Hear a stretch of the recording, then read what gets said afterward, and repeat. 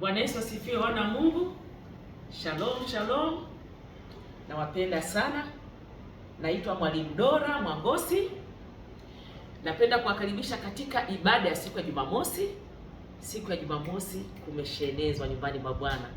Amen. Karibu sana Mount Zion House of Prayer International Ministry. Huduma yetu ni huduma ambayo inashughulika kwa kufundisha neno la Mungu, deliverance, counseling na maombi.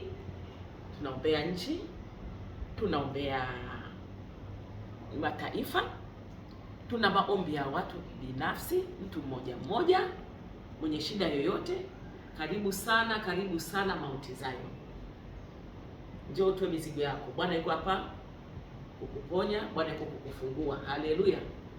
Jumamosi tutakuwa na somo ambalo linaitwa tambua uhusiano wa anga, ardhi na nafsi yako, ili uweze kufanikiwa duniani. Usikose siku hiyo, na kukaribisha sana, usikose siku hiyo. Bwana yuko kukufungua, yuko kukufungua, yuko kukuponya. Karibu sana. Shalom, I love you.